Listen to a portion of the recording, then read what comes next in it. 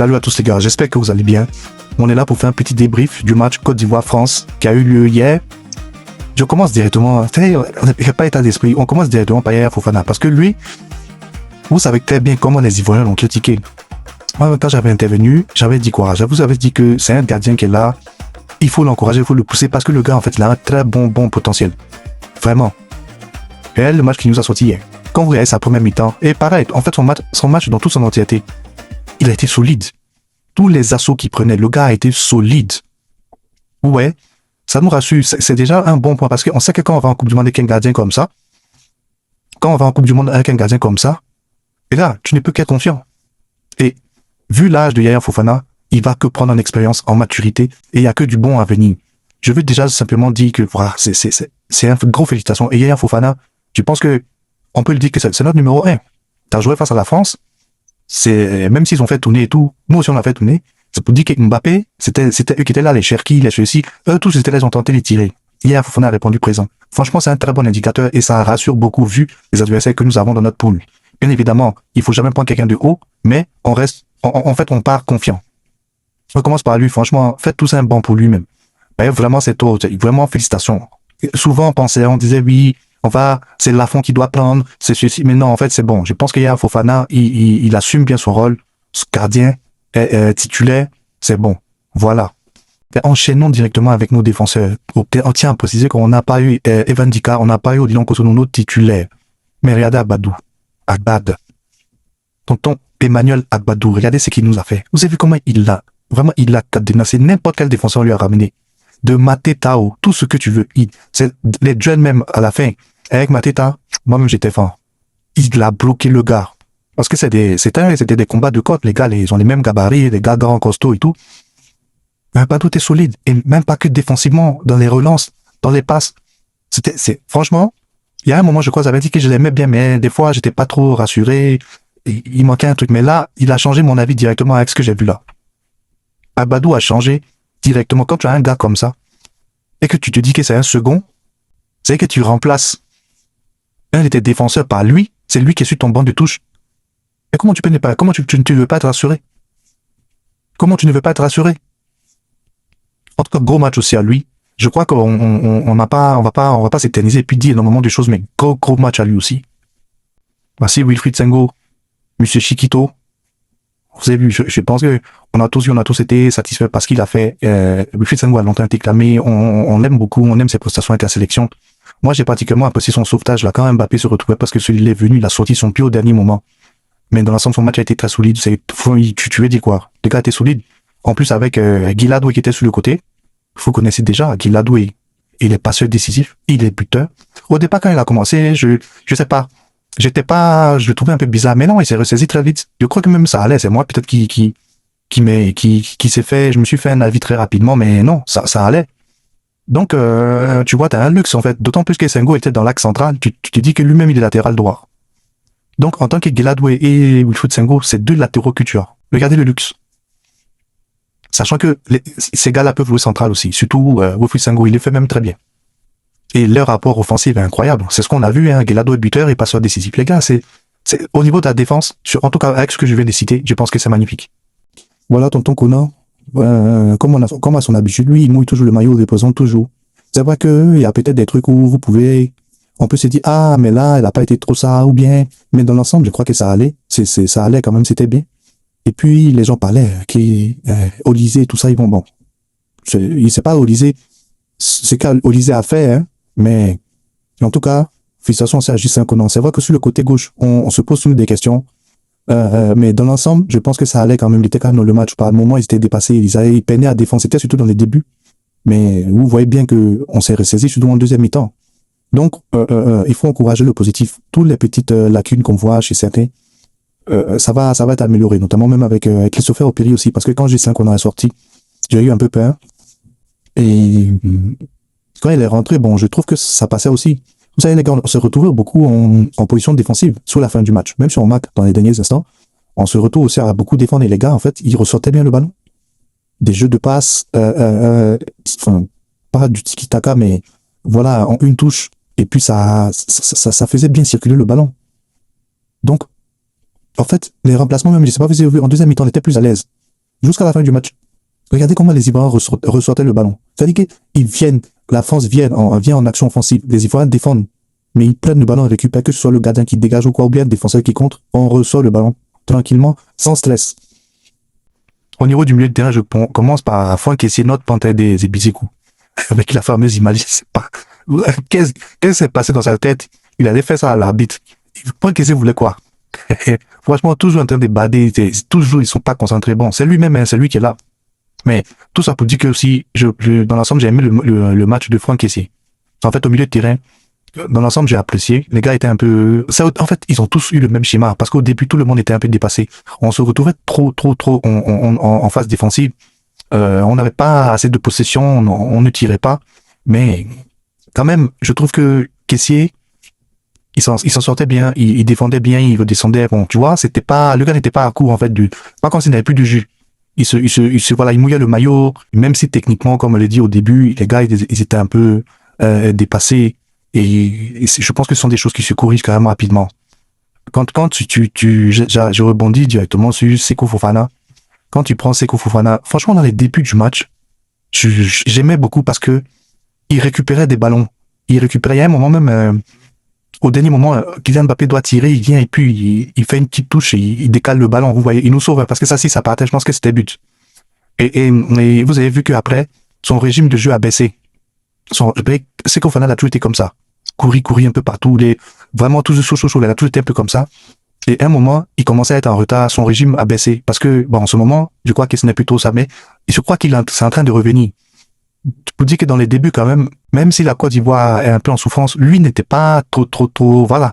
En tout cas, il se débattait fortement. Et puis, la tenue, je pense que c'est du travail aussi, parce que là, il va récupérer et puis il va revenir encore meilleur. Je pense que c'est vrai que dans les derniers instants qu'il a joué, ça a commencé à descendre. C'était plus trop ça. Mais dans le début, comme je l'ai dit, moi, je préfère retenir le positif. Et donc, dans les débuts, j'ai apprécié ce que j'ai vu. Même si après, ça a tourné. Mais je crois qu'il va revenir encore plus fort. Vous avez vu même, il a pu se retrouver en position où il a essayé de frapper.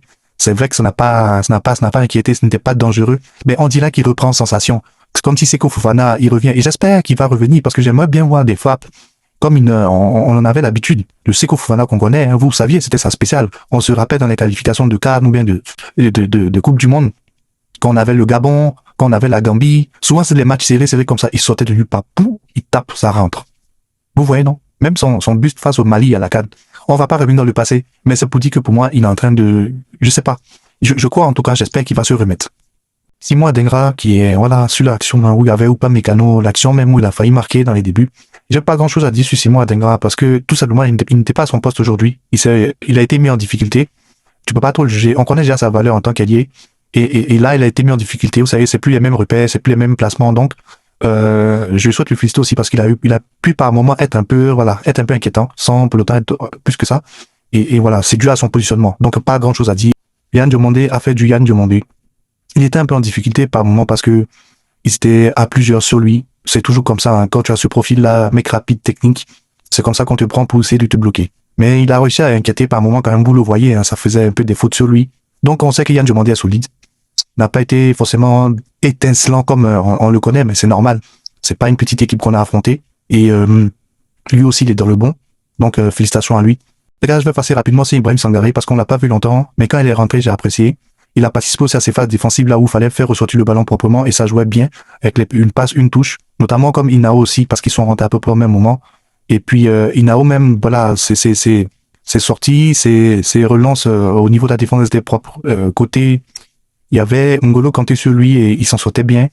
Et oui, peut-être qu'on peut dire que des fois il y a des petites erreurs. Je crois qu'il y a un moment c'est Sangaré ou Inao, je crois que c'est sur la fin, c'est Sangaré qui fait une petite erreur.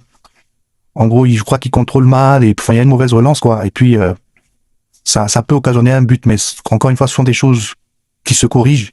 Il se sera corrigé. Donc voilà, dans l'ensemble, pour eux aussi, c'était bien. Là, je vais enchaîner avec Oumar Diakité.